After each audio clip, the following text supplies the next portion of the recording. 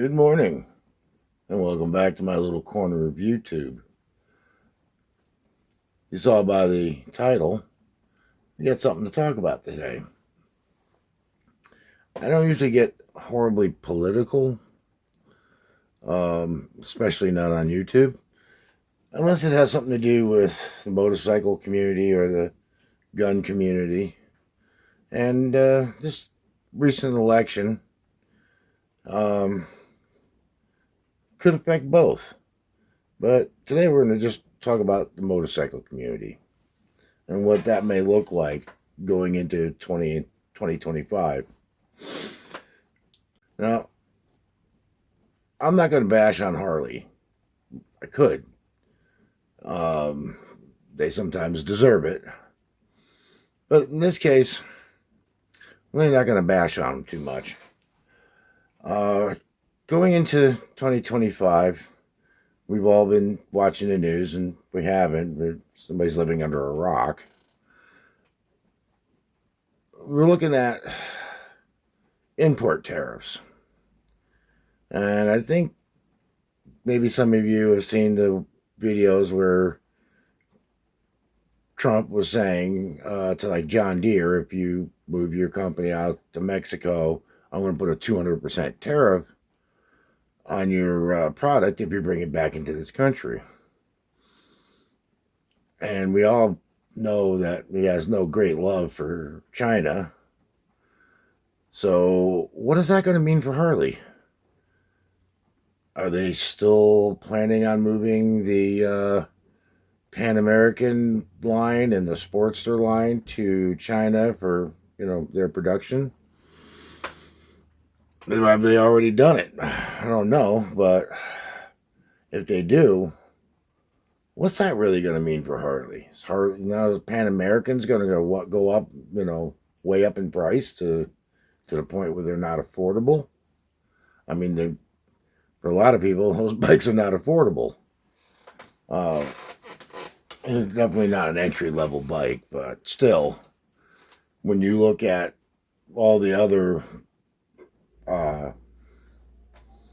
brands of bikes and their what do they call them? No, God, I'm losing my mind here. Adventure touring bikes. Yeah, I was going to say sport bike. No, Harley doesn't build a sport bike. The Sportster's not even a sport bike. But your adventure bikes and your adventure touring bikes. Almost every other manufacturer makes an adventure touring bike, whether it's Suzuki, Yamaha, Honda, Kawasaki. They all seem to be making some form of an adventure bike. And if you don't want to spend the money for a Harley, or you don't want a bike that heavy going through the woods, excuse me, there's a lot of other choices out there, and every one of them is way cheaper than a Harley. Not gonna say the bike's bad. Never rode one. I'm not really interested in those kind of bikes, but still, there's something to it. It seems to be very popular right now, and I can understand why. A lot of them are very comfortable to ride. You can pretty much go anywhere you want within reason. They got good range, good power. They're decent on the open road.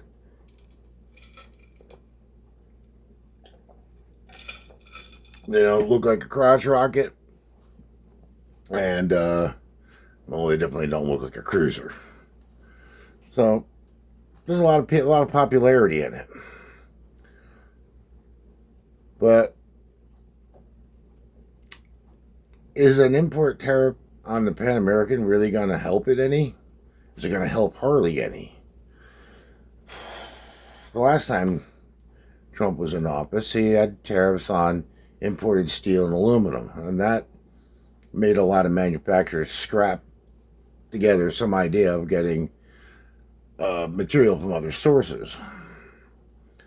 And, it worked. it helped the American steel companies to some extent. At least here in the Rust Belt.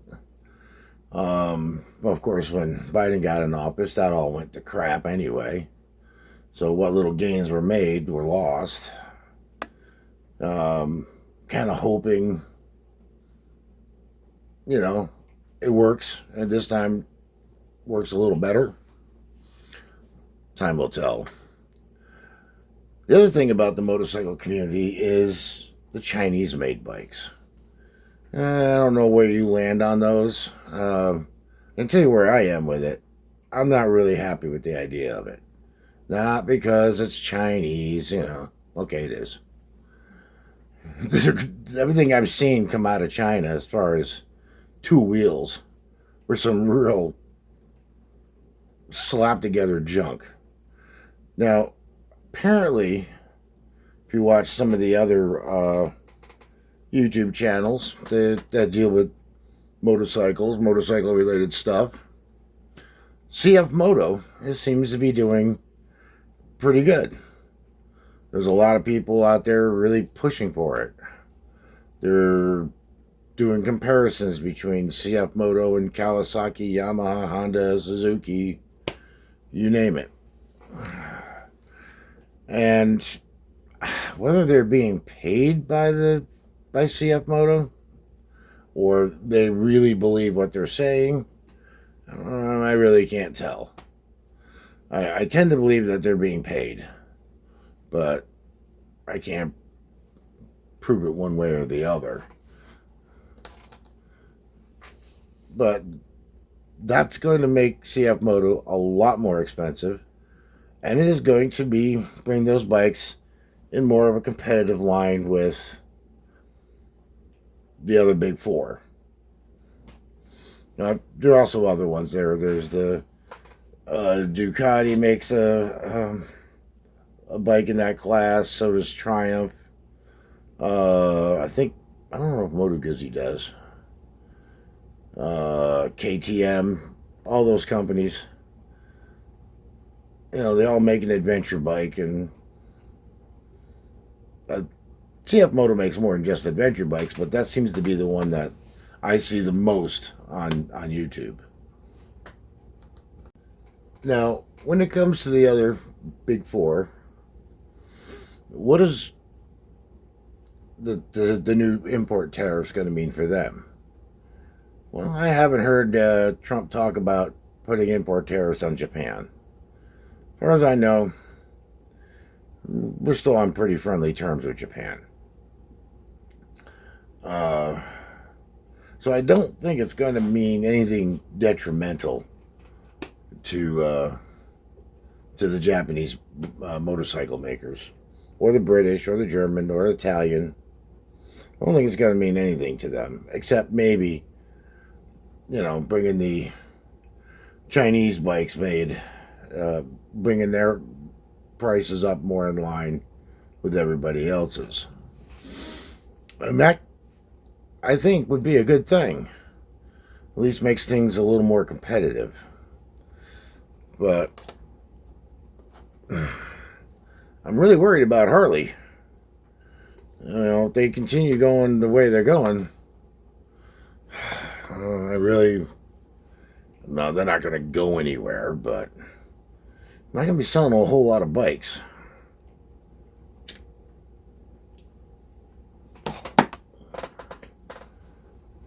They're going to price themselves way, way out of the park. So I kind of worry about that. Not personally. I mean, anybody who watched my videos, though, I've been riding Suzuki and Kawasaki's and Hondas for years. And yes, I've owned Harleys and Triumphs and a whole bunch of different kinds of bikes over the years. But, I really like the middleweight cruiser bikes because, hey, I'm old, I'm fat, my knees ain't very good, my ankles are garbage. So having a 600-pound motorcycle is a lot better for me than having a 900 to 1,000-pound bike that, if it starts to go over, there's no chance of me holding it. my leg will just give out. But the 600-pound bike that I got, it's perfectly fine. You know, it goes, like I said before, it goes everywhere, it does everything I need it to do. It's comfortable.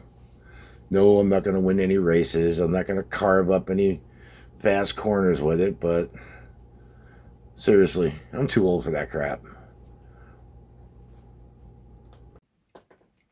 Well, tell me what you think. Do you think Harley's going to screw the pooch again and go ahead and get their bikes made in China? Or are they going to wake up a little bit and keep American people working here, you know? Don't shut the line down and send it out of the country.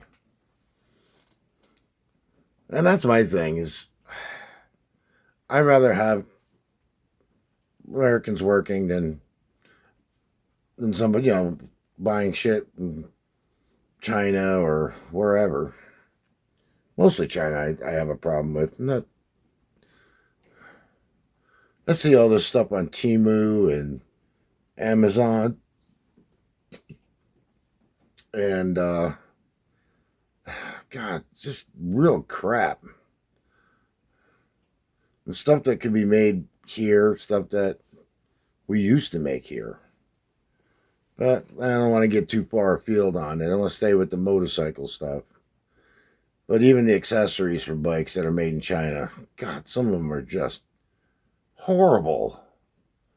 You know, we bought a set of running boards for Gypsy's little 250.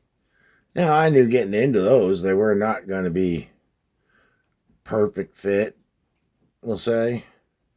And yeah, I know I didn't spend a lot for them. There really wasn't much choice. There isn't too much out there. You know, that's a direct fit for an older bike like that. But boy, when we got these things here, I was like, are you kidding me? I mean, I'm going to have to weld these things together. I don't know how, you know, they've held up so far, but it's only been, you know, a few hundred miles on those running boards. What's it going to be like next season when she's riding a lot more? Because, you know, she didn't get her license till very late in the season, so we didn't get a lot of road trips in. Not that you're going to be taking huge road trips on a 250 Rebel, but, you know, stay off the major highways, and that bike does fine. But that's another example of what's coming in from China is bikes that are supposed to compete with things like the little Rebels. You know, right now where they got the Rebel 300, 500, and 1100. All three of those look like great bikes. Not that, you know, I would ride one, but, you know, looking at the 500 Rebel for Gypsy, you need something a little more than that 250. You know, poor thing struggles getting up some of these hills. It's Pennsylvania, man. You get some long uphill runs, and well, that little bike is just wide open trying to get up them. But it's a learning bike for her. But those running boards, they were so shoddily made.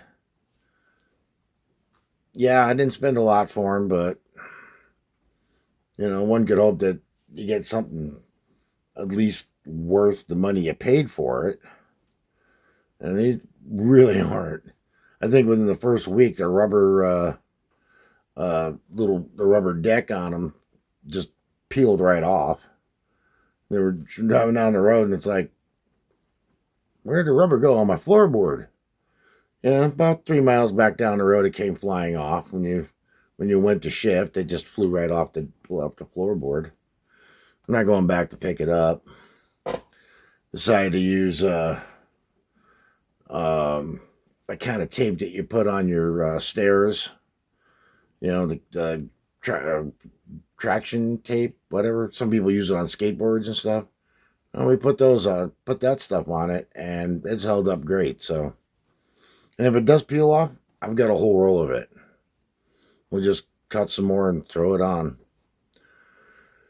But that's the kind of stuff we're getting out of Amazon. You really don't always get good quality stuff. It's pretty crappy.